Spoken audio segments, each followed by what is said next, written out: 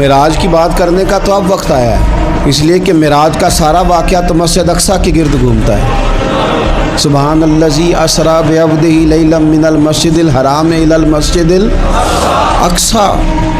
حضور نے معراج کی رات مسجد اقصیٰ میں نماز پڑھائی تھی، اور ایک بار پھر سے طیبہ سے فلسطین میں آ، راستہ دیکھتی ہے پھر مسجد اقصیٰ تیرا۔ ایک بار حضور گئے تھے مکے سے مسجد اقصیٰ، اور پھر حضور فرماتے ہیں جب میں واپس گیا نا تو کفار میں جو کہ مسجد اقصیٰ دیکھی ہوئی تھی تو مجھ سے پوچھنا شروع کر دیا کہ مسجد اقصیٰ کی کھڑکیاں کتنی ہیں، دروازے کتنے ہیں، پلر کتنے ہیں۔ جب انہوں نے سوال جواب کیے تو حضور فرماتے ہیں کہ رب کریم نے مسجد اقصیٰ کو اٹھا کے میرے سامنے رکھ دیا۔ میں دیکھتا جاتا تھا، بتاتا جاتا تھا، کہہ لوں بات کر لوں۔ ایک دفعہ حضور مکے سے مسجد اقصیٰ آئے، اور ایک دفعہ مسجد اقصیٰ میرے نبی کی زیارت کے لیے مکے گئی، حضور کی زیارت کے لیے مکہ شریف گئی۔ اور میرے نبی تو صرف کسی چیز کی طرف ایک دفعہ دیکھ لیں تو وہ رحمت کے پھول کھلتے ہیں۔ مسجد اقصیٰ کی طرف منہ کر کے 17 مہینے میرے نبی نے نماز پڑھی ہے۔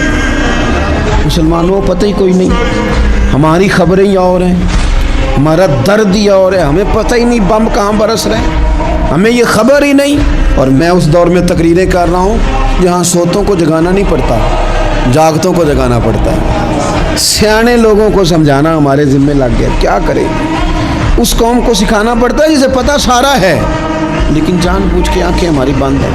یہ مولوی کو بات کرتا تو لوگ کہتے دیکھو مولوی گالی دیتا ہے، لیکن اگر قائد اعظم محمد علی جناح کہے کہ اسرائیل امریکہ کی ناجائز اولاد ہے تو پھر تو تمہیں ہضم کر لینا چاہیے نا، پھر تو لیبرل کو بھی ہضم ہونا چاہیے نا کہ قائد اعظم نے کہا ہے، اور اس ناجائز بچے کو تم نے اتنی طاقتیں دے دی کہ وہ مسلمانوں کے قبلہ اول میں نماز پڑھنے والوں کو بھی نہ بخشے۔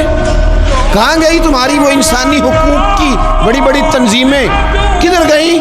اور میرا پاکستانی میڈیا سے بھی سوال ہے، چند دن پہلے سیالکوٹ میں ایک واقعہ ہوا، ناانصافی ہو گئی جی، ناانصافی ہو گئی جی ایک بی بی کے ساتھ۔ ہر بندے نے شور مچایا، بڑے بڑے طوفان اٹھتے ہیں، کیوں ہوا جی کیوں ہوا؟ مسجد اقصیٰ کی توہین ہو گئی تو پھر طوفان کیوں نہیں اٹھا؟ ٹاک شو کیوں نہیں ہوئے؟ بحثیں کیوں نہیں ہوئی؟ میں اس موم بتی مافیا کا کیا کروں؟ ان لبرل لوگوں کا کیا کروں؟ ان کے سپورٹروں ووٹروں کا کیا کروں؟ ان سیاسی جماعتوں کے کارکنوں کو کیا نام دوں کہ جو ان فضول بحثوں میں تو وقت ضائع کرتے ہیں، اور وہ مسجد اقصیٰ اس کے بارے میں میرے نبی پاک صلی اللہ علیہ وسلم سے ایک صحابیہ نے پوچھا تھا، یا رسول اللہ مسجد اقصیٰ میں نماز پڑھنا کتنا کو بہتر ہے باقی نمازوں کے مقابلے میں؟ تو حضور نے فرمایا 1000 گنا بہتر ہے۔